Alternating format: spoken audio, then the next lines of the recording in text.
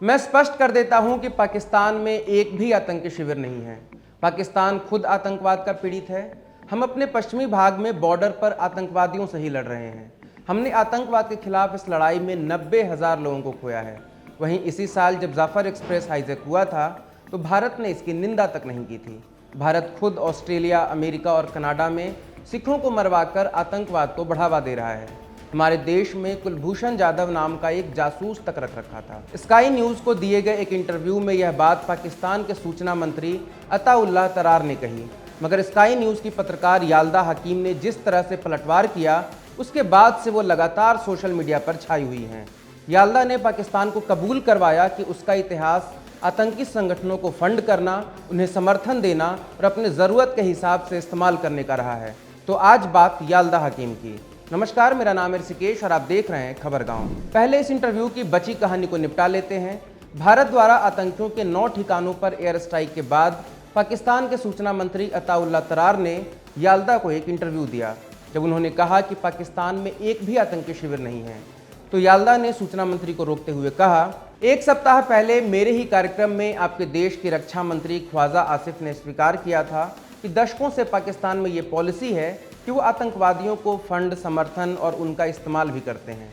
2018 में अमेरिकी राष्ट्रपति डोनाल्ड ट्रंप ने भी मिलिट्री एड ये कहते हुए कट कर दिया था कि पाकिस्तान डबल गेम खेल रहा है। एक तरफ हमसे पैसे ले रहा है और दूसरी तरफ आतंकवादियों को समर्थन दे रहा है। इसलिए जब आप ये बात हमसे कह रहे हैं कि आपके देश में आतंकी संगठन नहीं है, तो आप उसके खिलाफ बोल रहे हैं जो पूर्व में परवेज मुशर्रफ, बेनजीर भुट्टो और कुछ दिनों पहले ख्वाजा आसिफ ने कहा था। कुछ दिनों पहले यही बात हमसे बिलावल भुट्टो ने भी कही थी। इस सवाल से तरार थोड़े खींच गए और कहा कि 9/11 हमलों के बाद हम फ्रंट लाइन स्टेट हैं जो आतंकियों के खिलाफ लड़ रहा है। आप कभी पाकिस्तान आकर देखिए। जवाब में याल्दा ने कहा कि मैं पाकिस्तान जा चुकी हूं और ये भी पता है कि उसामा बिन लादेन को भी एबटाबाद में पाकिस्तान ने ही शरण दिया था। याल्दा के ही एक इंटरव्यू में पाकिस्तान की रक्षा मंत्री ख्वाजा आसिफ ने कहा था कि अमेरिका के लिए गंदा काम वो 3 दशक से करते आ रहे हैं, ब्रिटेन सहित पश्चिमी देशों के लिए भी। आसिफ ने आगे ये भी कहा कि वो उनकी गलती थी जिसका खामियाजा वो आज भी भुगत रहे हैं।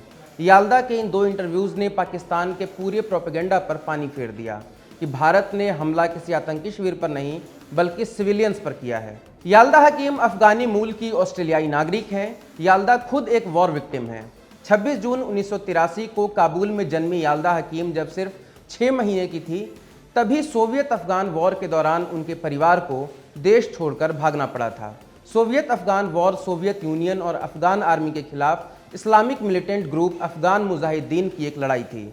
वो सोवियत और कम्युनिस्ट समर्थित डेमोक्रेटिक रिपब्लिक ऑफ अफगानिस्तान को ख़त्म करना चाहते थे।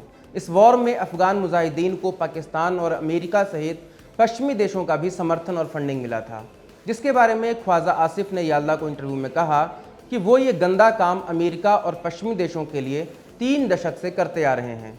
याल्दा बता चुकी हैं कि उनके पिता पेशे से एक आर्किटेक्ट थे, लेकिन उस जंग के दौरान उन्हें फोर्सफुली अफगान आर्मी में रिक्रूट किया जा सकता था, जिसके डर से उनका परिवार पाकिस्तान चला गया।